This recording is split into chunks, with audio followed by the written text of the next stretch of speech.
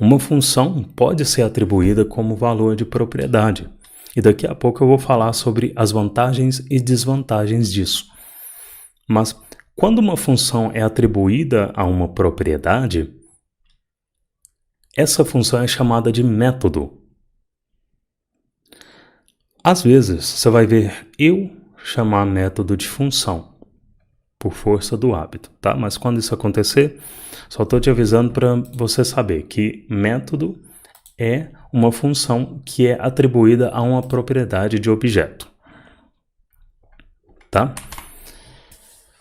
No meu dia a dia, eu não crio métodos nos meus objetos, porque método em objeto tende a fazer mutação no objeto e usar this, e como eu mencionei em aulas passadas, this não é necessário em JavaScript e mutação na grande maioria das vezes também não é.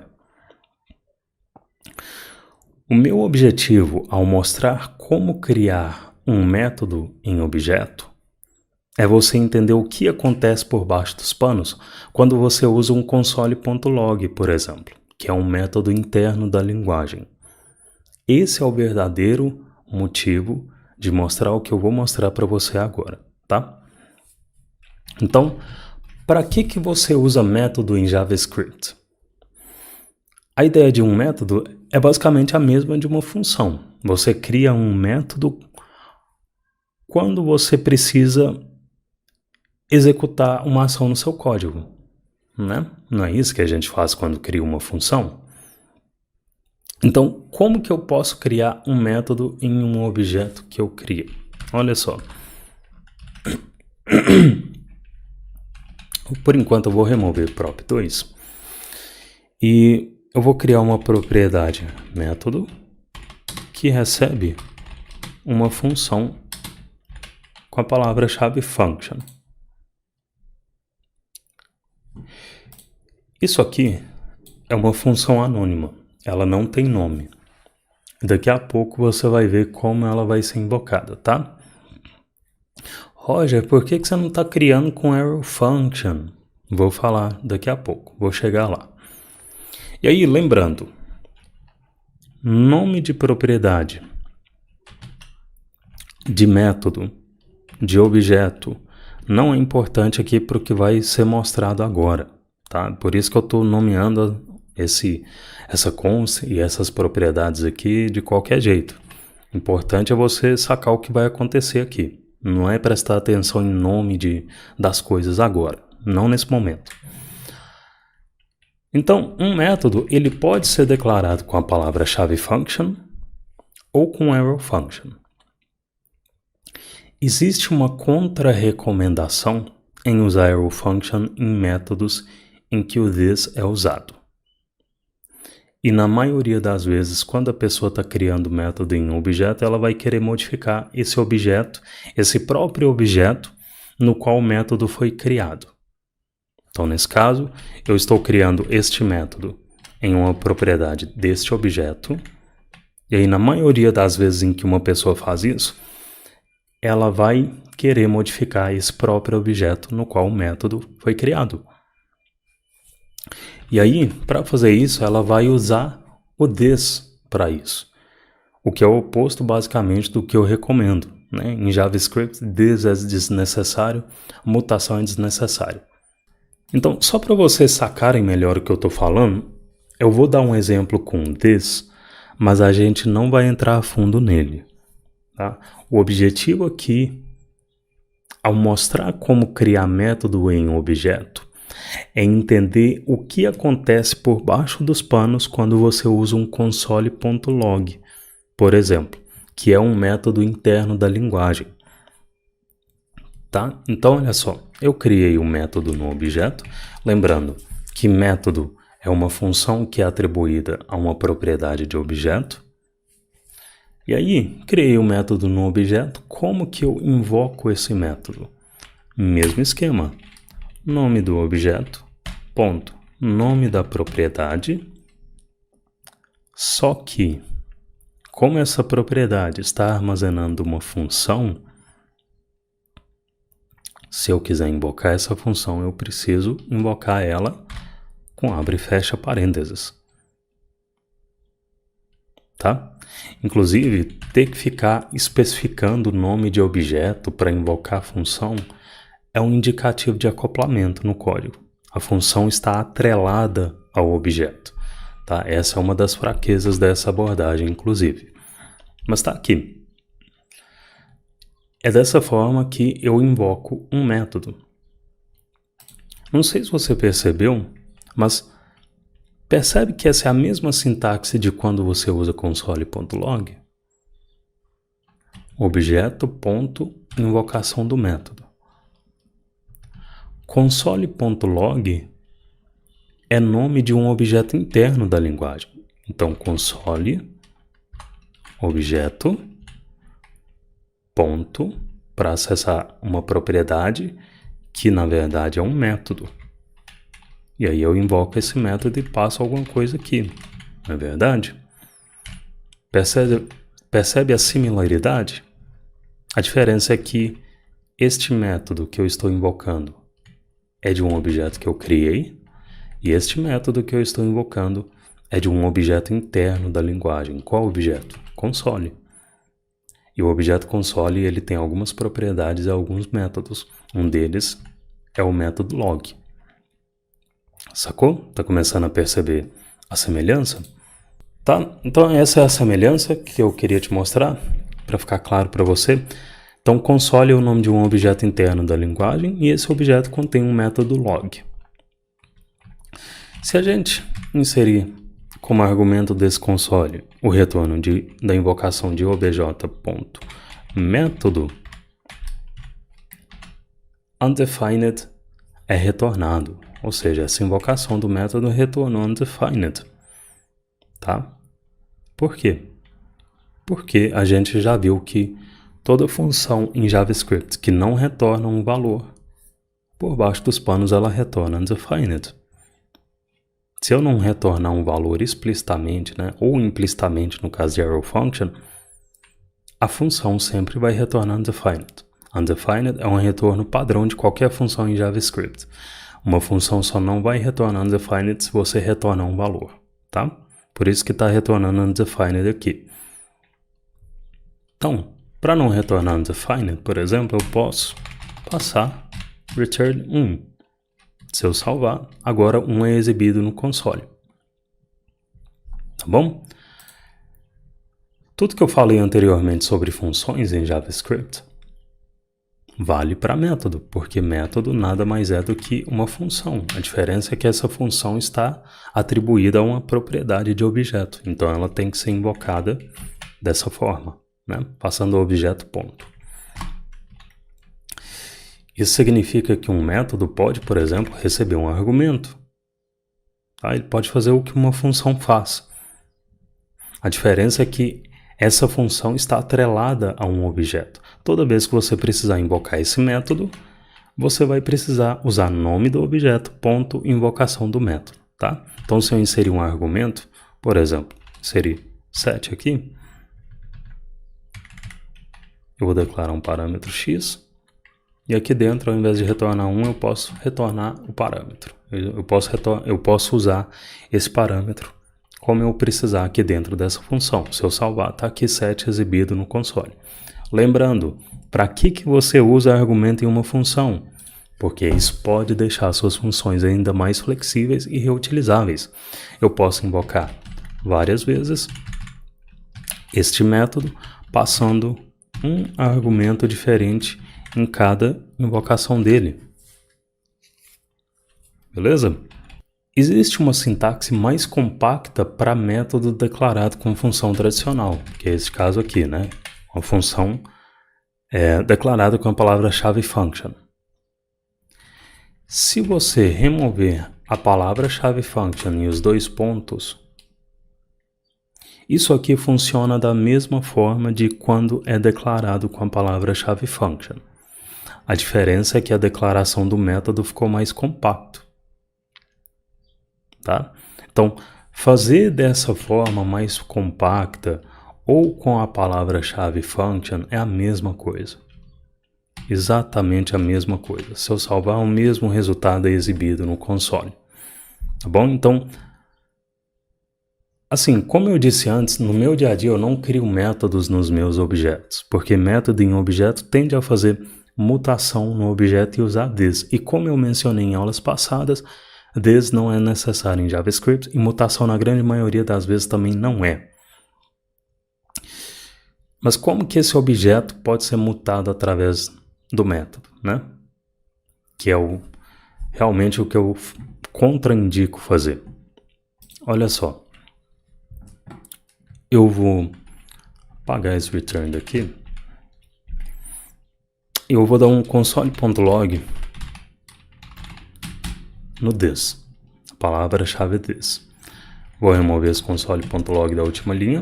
E quando eu invocar este método, o que vai acontecer? Esse bloco de código vai ser invocado. E o que está dentro desse bloco vai ser invocado, que é esse console.log do this. Vamos ver o que o this está armazenando? Se eu salvar, o this está armazenando o próprio objeto. O próprio objeto. Se eu investigar, está aqui. O objeto que tem um próprio valor e um método que é este método aqui. Então, o this aqui, ele está armazenando o próprio objeto. Isso é, aqui nesse caso, o this armazena o próprio objeto do método no qual o this está inserido. Tá? Vou falar de novo. O this está armazenando o objeto do método no qual o this, está inserido. Tá? Ah, ficou confuso. O this é confuso mesmo. E desnecessário. Essa é a boa notícia. Mas esse é um dos funcionamentos do this, tá? Se o this está armazenando o próprio objeto, isso significa que se eu inserir, por exemplo, this.prop, eu tenho acesso à propriedade do objeto. Se eu salvar, está aqui.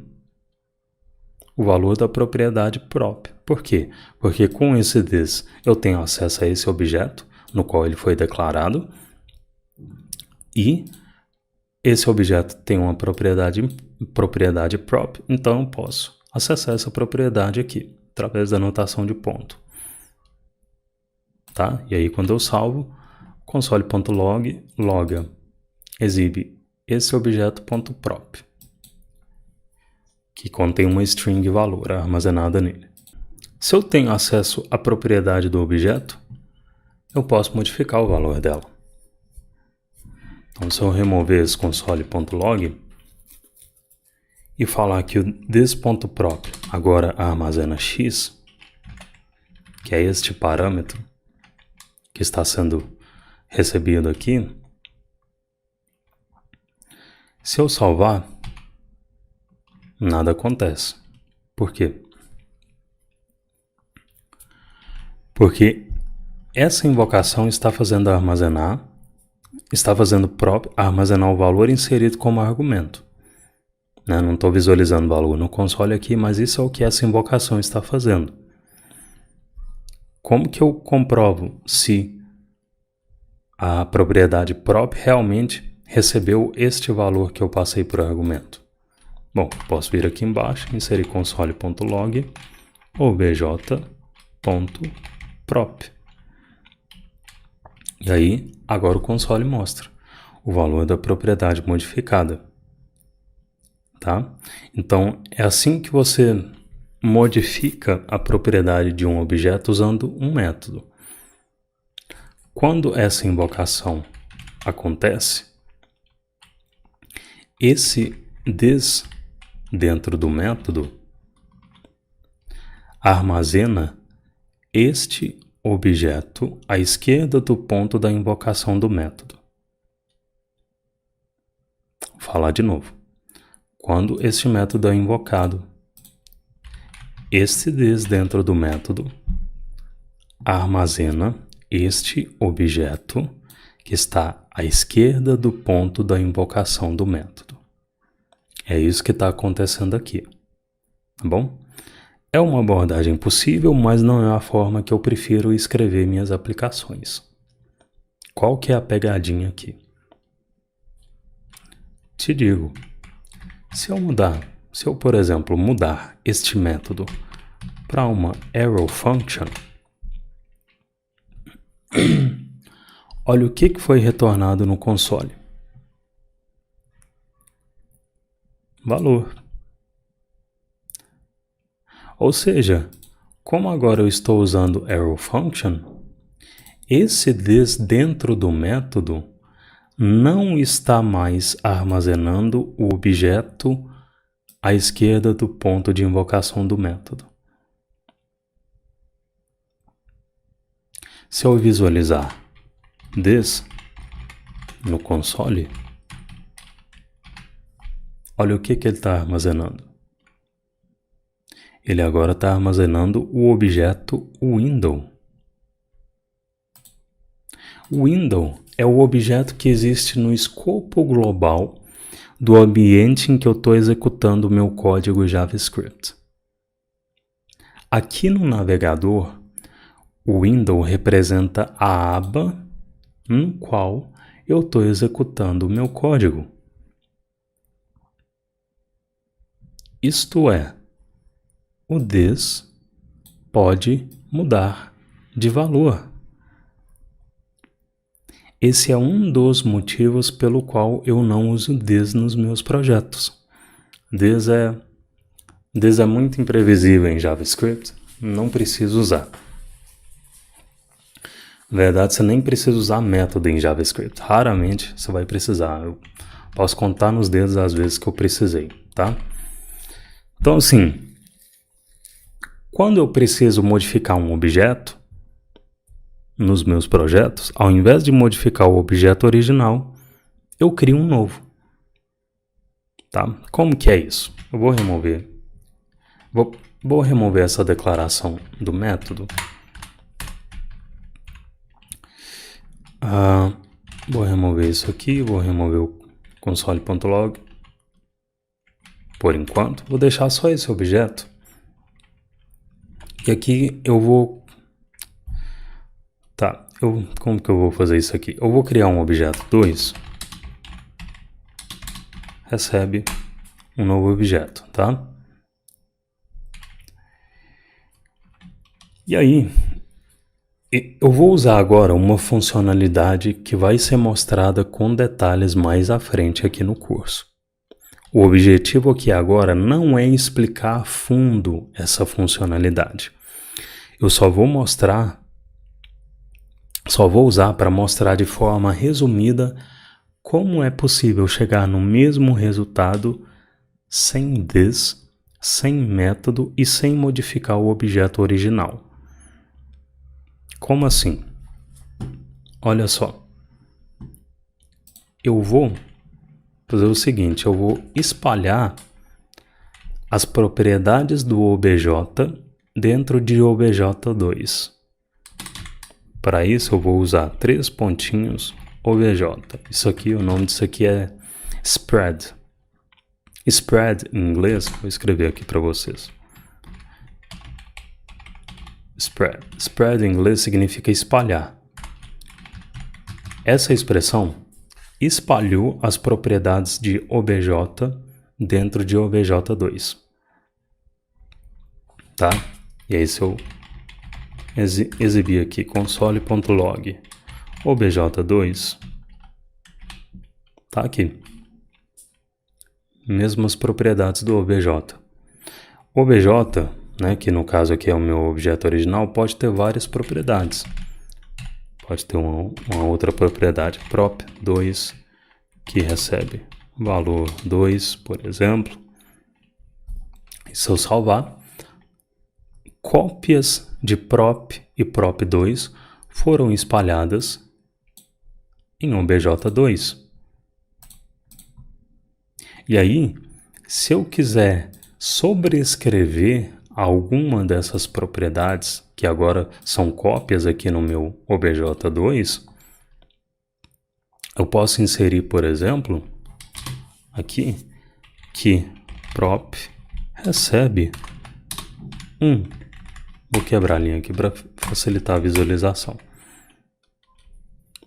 Só isso. Então, com essa expressão, eu espalhei as propriedades de obj aqui dentro de obj2 e aqui eu sobrescrevi a prop, fazendo ela armazenar o novo valor que eu especifiquei aqui. Então, sobrescrevi o valor de prop que foi espalhado aqui, tá? Se eu salvar, tá aqui. Agora a prop do obj2, ela está armazenando 1, ao invés de armazenar valor que é o valor da propriedade do objeto original, tá? Então, isso aqui fez com que a propriedade espalhada com essa expressão obj, 3 pontos obj, né, spread obj, fosse sobrescrita aqui embaixo. É por isso que a propriedade prop de obj2 está armazenando 1. Importante aqui, prop do objeto original, está intacta. O objeto original está intacto. Como que eu comprovo isso? Eu vou exibir no console, vou até escrever uma string aqui. Lembra que em aulas passadas a gente viu que console.log pode receber vários argumentos? Vou inserir que esse é o obj2, console.log, string obj, 2 pontos, e vou exibir o obj. Olha só, o obj, ele continua exatamente do mesmo jeito que foi declarado.